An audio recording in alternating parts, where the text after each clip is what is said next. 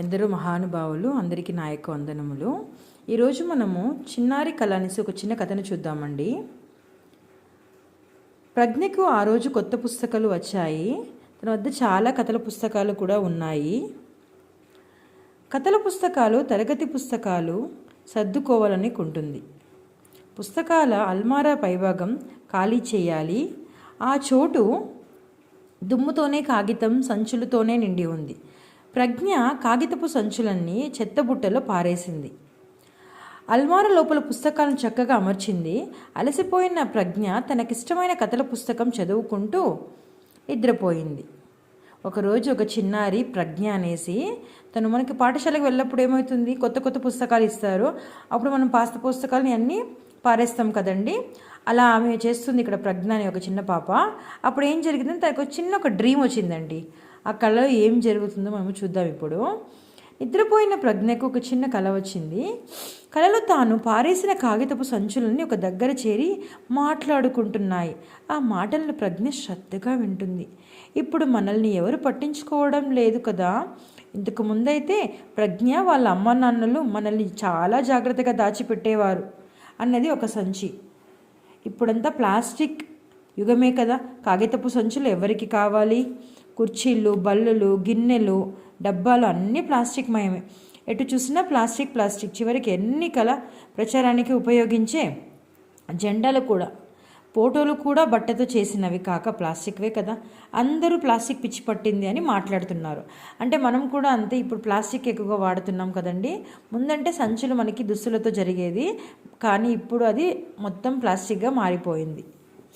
ఈ మాటలు విన్న ప్రజ్ఞ కాగితపు సంచులతో ఇలా అన్నది, అవును, మరి ప్లాస్టిక్తో ఎన్ని లాభాలున్నాయి కదా, మీకేం తెలుసది? కాబట్టి అందరికీ ప్లాస్టిక్పై మోజు పెరిగింది. ప్లాస్టిక్ వస్తువులు ఆకర్షణీయంగా ఉంటాయి. మట్టి వస్తువుల్లాగా అది ఉండదు కాబట్టి అవి తొందరగా పగిలిపోతుంది.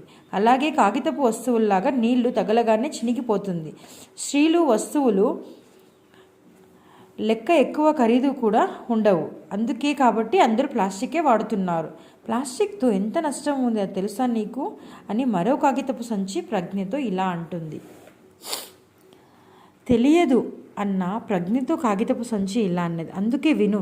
కాగితపు సంచులు మట్టి వస్తువుల కంటే వస్తువులే పాడైనప్పుడు వాటిని పారేస్తారు కదా. అవి కొన్ని రోజుల తర్వాత కరిగి అది మట్టిలో కలుస్తాయి. కానీ ప్లాస్టిక్ వస్తువులు పారేస్తే మట్టిలో కలిసిపోయి మట్టి అంతా ప్లాస్టిక్ అవుతుంది అని చెప్తుంది. ప్లాస్టిక్ వస్తువులు సంచులు ఎన్ని సంవత్సరాలు నశించకుండా భూమి పొరల్లో అలాగే ఉండి పంటలు పండకుండా చేస్తాయి. మనం ఇప్పుడు చేస్తుంది ఇదే కదండి. ఎక్కువ ప్లాస్టిక్ వాడుతున్నాము, అదంతా మన భూభాగానికి వెళ్తుంది. సో భూమి ఎంటైర్ స్పాయిల్ అవుతుంది. ఇక్కడ ఈ ప్లాస్టిక్ పాలిథిన్ సంచులు చెరువులు, కాలువలు, జలాశయాల్లో ఉండి నీటిలో ఉన్న చేపలు, కప్పలు, తాబేళ్లను చనిపోయినట్లు చేస్తున్నాయి. కాలుష్యానికి కారణాలు కూడా అవుతున్నాయండి. పోనీ వాటిని కాల్చేద్దామని అనుకుంటే కరిగిన ఆ ప్లాస్టిక్ నుండి విషవాయువులు విడుదలైన జీవకోటికి ముప్పు జరుగుతుంది. సో అది ఎక్కువ అన్ని అనిమల్స్ కూడా అది ప్రాణం భయంగానే ఉంటుందండి. అయితే సరే, ప్లాస్టిక్ పర్యావరణాన్ని పాడు చేస్తుంది, నష్టపరుస్తుందని నమ్ముదాం. కానీ మనం ప్లాస్టిక్ వాడటం మానేసి కాగితాన్నే వాడడం మొదలు పెడితే ఎంత కాగితమైనా సరిపోదు కదా. అందుకే ఎన్నో చెట్లను నరికి వేయాల్సి వస్తుంది కదా. దీనివల్ల పర్యావరణం, మన యొక్క ఎన్విరాన్మెంటల్ అంతా నష్టపోతుంది అని చెప్తుంది అని ప్రజ్ఞ ఎదురు ప్రశ్న వేసింది. పెద్ద కాగితపు సంచి ప్రజ్ఞకు నచ్చి చెబుతూ ఇలా అంది, మన అవసరాలను కావలసినంత వినియోగించుకోవడం తప్పులేదు, కానీ వృధా చేయడం సరికాదు. గాంధీ గారు ప్రకృతి వనరులు మనిషి అవసరాలకు కావలసినంతగా ఉన్నాయి, కానీ వాటిని వృధా చేసేంతగా వనరులు మనకు లేవు అన్నారు.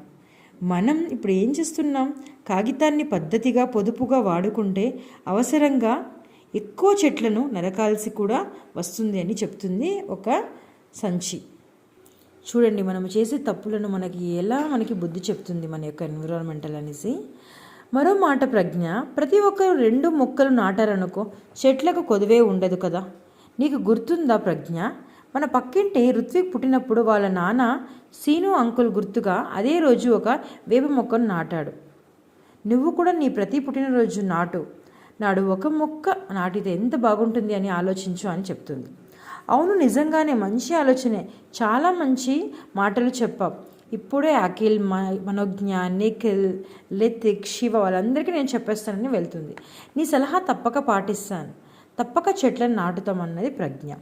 మరి అలాగని నాకు మాట ఇవ్వు అని ఒక చిన్న కాగితం సంచి అనగానే ప్రజ్ఞ చిరునవ్వుతో నవ్వి, నేను మీకు మాట ఇస్తాను తప్పకుండా. ప్లాస్టిక్ వినియోగం తగ్గించి మీ కాగితంలో తయారైన వస్తువులను ఎక్కువగా వినియోగిస్తాను అంది.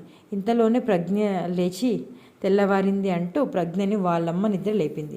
మనం కూడా అంతే, డ్రీమ్లో ఉన్నప్పుడు చాలా బాగుంటుందండి. అది కళ్ళు తెరిచి చూశాక అంత అయోమయంగా ఉంటుంది. ప్రజ్ఞ వెంటనే లేచి చెత్తబుట్ట దగ్గరకు పోయి చెత్తబుట్టలో పాడేసిన కాగితపు సంచులను తీసి దాని యొక్క దుమ్మునంతను వదిలించిందండి. తర్వాత జాగ్రత్తగా అల్మారులో సర్దింది. అది చూసి వాళ్ళమ్మ చిరునవ్వు నవ్వింది. ఇక్కడ ఒక చిన్న నీతి పద్యం ఉంది చూడండి. ఉపకారికి నుపకారము విపరీతము గాదు సెయ్య విపరింపంగా, నపకారికి నుపకారము నెపమెన్నక సెయ్యువాడు నేర్పరి సుమతి. అంటే మేలు చేసిన వానికి తిరుగు మనం మేలు చేయడం ఆశ్చర్యం లేదు, కానీ మనకు కీడు చేసిన వానికి మనం తప్పకుండా మేలు చేయడమే అది ఒక పెద్ద ఆశ్చర్యం అని చెప్తున్నారు ఇక్కడ కవి గారు. ధన్యవాదములండి.